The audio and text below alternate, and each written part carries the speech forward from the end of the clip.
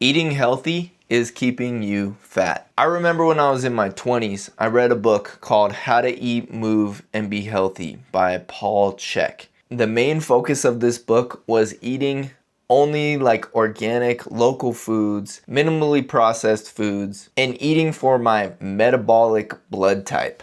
Well, not knowing any better, I went to the farmer's market. I bought lamb bacon instead of normal bacon.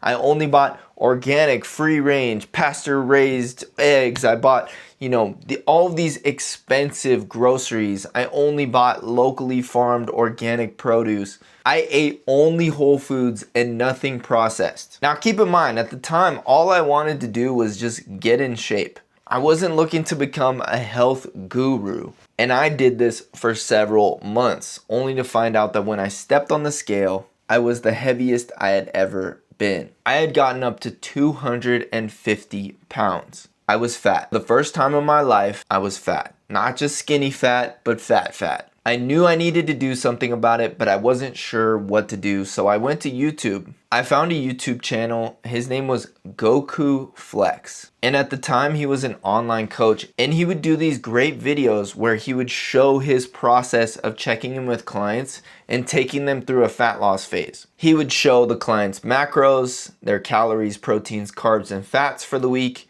their weekly step average, and their workouts. And he would take you through the process and show you what he personally adjusted each and every week. Not only that, but he would show their progress photos during like a 12-week cut, and you could really see some huge changes. I actually found these videos so helpful because it showed me that all you have to do is make these very small adjustments to the numbers, and you will start to see results. So I applied some of the things that he talked about.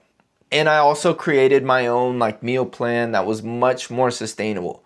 I was eating pancakes, hash browns, smoothie bowls, big ass salads, big ass taco bowls, and I was dropping fat pretty quickly. The scale was coming down and I was no longer trying to kill myself eating clean foods 24/7. This is how it works, and if you've been frustrated with your progress so far, you need to stop the all or nothing mindset. You need to get into a calorie deficit, and it doesn't matter whether you're losing fat with protein shakes and Pop-Tarts or kale salads and salmon. A lot of people over glorify eating clean in a calorie deficit, whereas if you just overhaul your entire diet, you're going to feel frustrated, you're going to feel restricted, it's going to feel like a diet, and you're not going to be able to stick to it. This is why I'm a much bigger fan of flexible dieting, where you hit your calories, you hit your protein, your carbs and fats can kind of fall wherever they may. You have a lot more flexibility and less rigidity to your diet. It makes it a lot easier to stick to.